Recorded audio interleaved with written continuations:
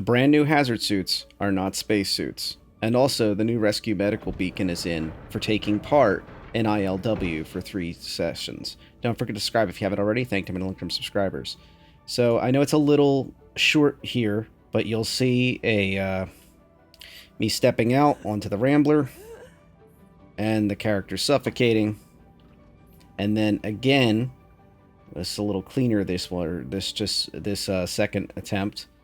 And you'll see as soon as I step out into the air, that is not air on the moon of Ariel, the suit does not function.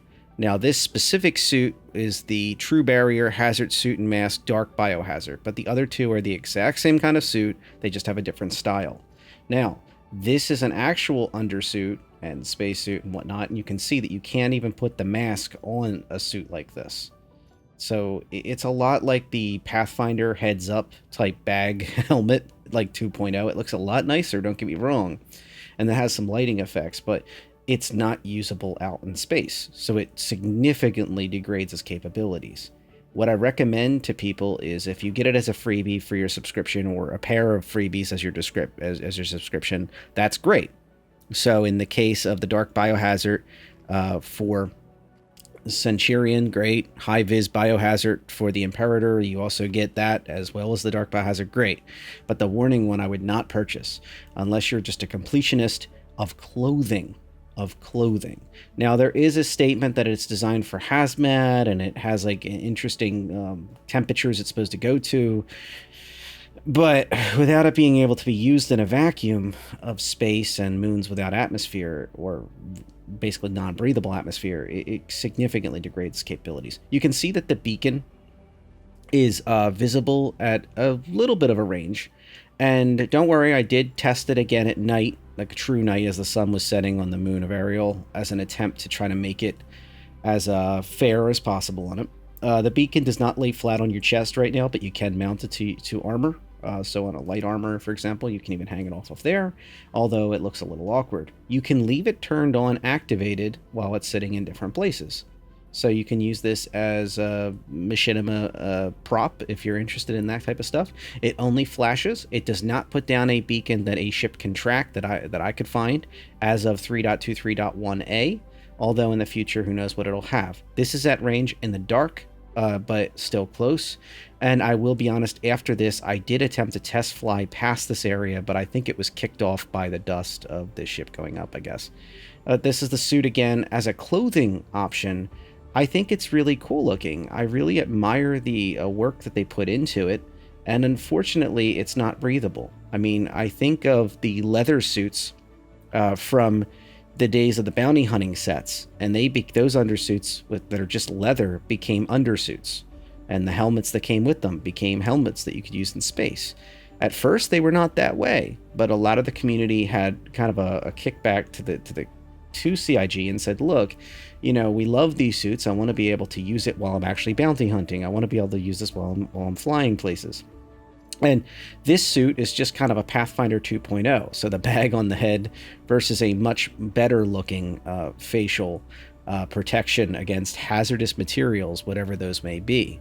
I do think that this timing on this is actually kind of interesting, especially with liquid containers being tested and cargo hopefully coming in at 3.2, 3.2, testing probably an Evo next week. So by having this Grey Cat industrial hazard suit being available, hopefully also purchasable in game, people may find limited usability for this in hazardous cargoes. Like if a container drops a little too hard when it's being tractor beamed, and then it's a poisonous gas cloud inside that cargo hold for X number of minutes, this would be a very useful suit. It may be even required to have a suit like this to do certain things. I will add that this version, you know, it kind of makes you look like a vet of working around hazardous materials. It does look really cool, although the taped off sections and the hodgepodge of equipment on the legs especially seems a little less professional. It seems like somebody would, if they were truly trusting their lives to this equipment, they would probably have more uniform clothing options. But it is pretty neat. It does look like, somebody who's worked around a cargo container for a while, cargo hauling ships for a while that have hazmat materials. However, if you have to go make repairs on that ship, or the oxygen is ventilated due to a fire or something like that, this suit is absolutely worthless.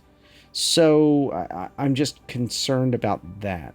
And will there be situations where you have a regular spacesuit on, maybe even heavy armor, medium armor, whatever, and a full helmet, of course, and everything, undersuit and everything, and then that doesn't protect you from certain hazardous materials that this does? I feel like that's the only way this suit would make sense for many, because by nature, operating on a spaceship, you go to places that do not have oxygen. And eventually, I walked out the back of a Rambler that does not have an air shield. Eventually, when you pop that door, the entire cargo area will be ventilated. And as that door to the interior is opened, that would be ventilated as well. And the ship would have to work to restore the oxygen once those doors close. That's going to be the way it is in the future.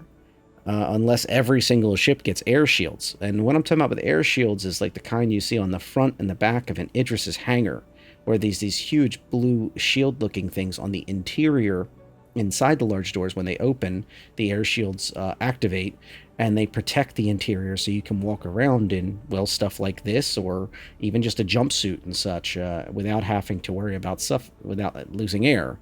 And additionally, air shields are used on smaller ships, such as the Prowler, for example, which has air shield doors on the sides. And it was considered, that was one of the reasons it was so expensive, was because it had these rare air shields that are created.